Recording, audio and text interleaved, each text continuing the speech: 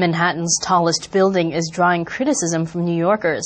It's over a decision to honor the 60th anniversary of the Chinese Communist Party's takeover of China by shining red and yellow lights. The totalitarian dictatorship should not be honored by the Empire State Building tonight. Protesters are red with anger over the Empire State Building's decision to honor China's Red Revolution.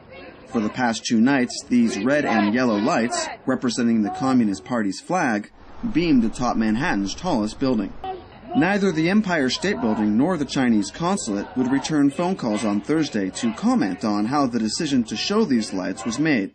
But Chinese consulate spokesman Gao Wenqi told the Huffington Post that it was, quote, a bilateral decision reached through a consensus between the building and the consulate. The same consulate that has worked to incite hate crimes on U.S. soil against groups like Falun Gong. And the same consulate that represents a regime that's caused tens of millions of deaths since it took over China exactly 60 years ago.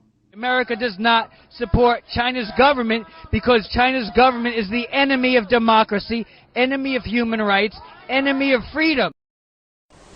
There's been a lot of discussion these days about the tight financial relationship between China and the United States. Well, at this rice shop in Hong Kong, I thought I'd take the opportunity to explain to you exactly what's at stake in this relationship. This jar represents the amount of debt or treasuries the U.S. had to issue in 2006 in order to finance its budget deficit. This rice represents China's money. 1 grain is the equivalent of 5 million U.S. dollars. So in 2006, the Chinese lent the United States about this much, half. So let's talk now about 2008. The U.S. had to issue a lot more treasuries to finance its ballooning budget deficit. China bought about this much.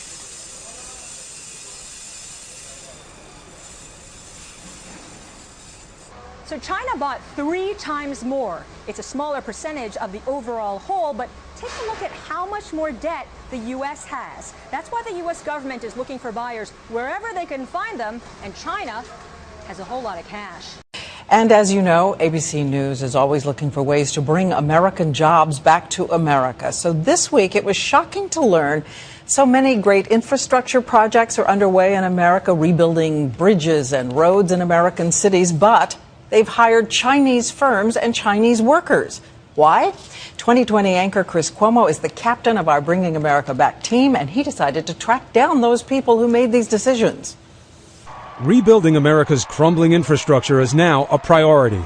Help us rebuild this bridge.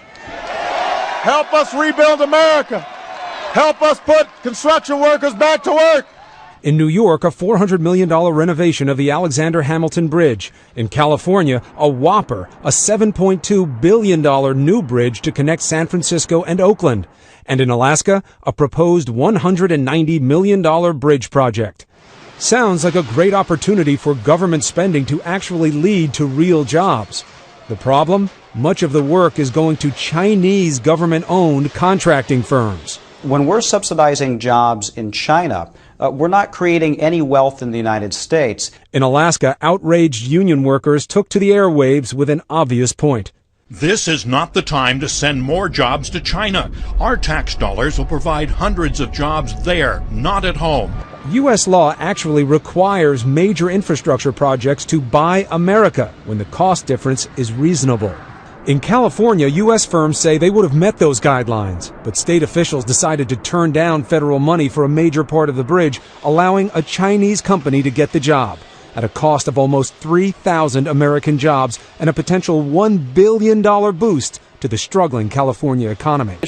Under Barack Hussein Obama, it has become increasingly difficult to do business in America unless you are from a foreign nation. Idaho, under the stewardship of Governor Butch Otter, has opened the door for a Chinese invasion wherein the sovereignty of Idaho and America will be sodomized by all parties involved. He goes on to say, Project 60 takes advantage of a federal program that grants federal program. This is something your congressman, your president, and everybody else agreed to and said, we think this is a good idea. Okay? It's a federal program that grants permanent residency to foreign nationals, in this case, Chinese. This program comes with special tax exemptions to the foreign firms moving here. American companies do not get the tax exemptions. So much for the Constitution and equal protection. Idaho is struggling financially, and it is widely known that America is broke, so why tax breaks for the Chinese? China wants to limit its exposure to America's debt. China needs to maintain its trade deficit so it does not collapse like a house of cards. In order to accomplish this, China must unload currency and excess dollars. Buying Idaho is a good way to accomplish this, but do not worry. China is looking to buying Ohio, Michigan, and Pennsylvania as well. China will not allow its currency to become stronger, so it must eliminate some of America's IOUs. What better way to do this than buy America? Top Idaho officials have been traveling to China and entertaining the Chinese here in order to help facilitate this. Idaho is a resource-rich state, and the Chinese know it. And as does Obama, who keeps snatching Idaho land. Otter, Obama, and the attack on business in America paves the way for China to own us. A Chinese firm is building a fertilizer plant in America Falls, Idaho. Ironic, China has bought 50 square miles of land south of Boise, 30,000 acres of Idaho gone to foreign nationals. Governor Otter says this will help reinvigorate our American industrial base. Just how this will do it, since the plants will be staffed with foreign nationals, is a question that remains unanswered. Here's another one, and I want you to look at the Chinese flag for a minute. Okay? It's very, very important. China wants to construct a 50 square mile self-sustaining city south of Boise, Idaho. Thanks to the trillions of dollars that the Chinese have made flooding our stores with cheap products, China is now in a position of tremendous economic power. So what is China going to do with all that money? One thing that they have decided to do is to buy up pieces of the United States and set up special economic zones inside our country from which they can continue to extend their economic domination. One of these special economic zones would be just south of Boise, and the Idaho government is eager to give it to them. China National Machinery Industry Corporation, Sinomatch, or Sinomac for short, plans to construct a technology zone south of Boise Airport, which would ultimately be up to 50 square miles in size. The Chinese Communist Party is the majority owner of this company, so the 10 to 30,000 acre self-sustaining city that is being planned would essentially belong to the Chinese government. The planned self-sustaining city in Idaho would include manufacturing facilities, warehouses, retail centers, and large numbers of homes for Chinese workers. Basically, it would be a slice of communist China dropped right into the middle of the United States.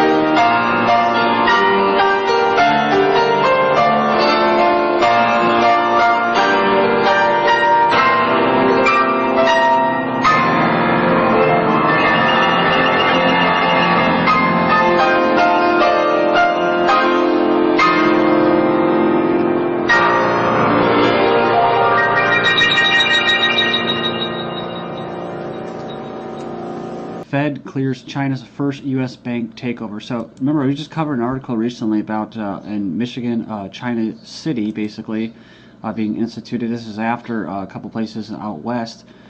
Basically, little China cities are coming to fruition. So the United States opened its banking market to China.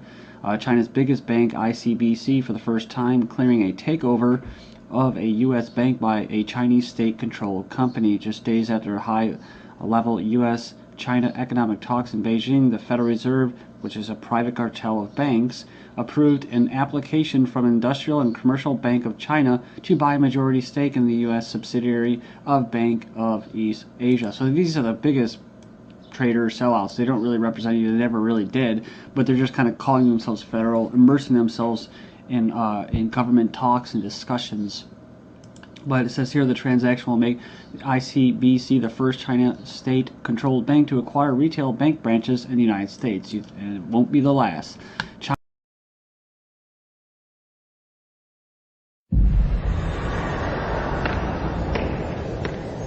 为什么强大的国家都会走向灭亡呢？古希腊、罗马帝国、不列颠帝国、美国，因为他们都犯同样的错误，与原来使得他们成功的原则背道而驰。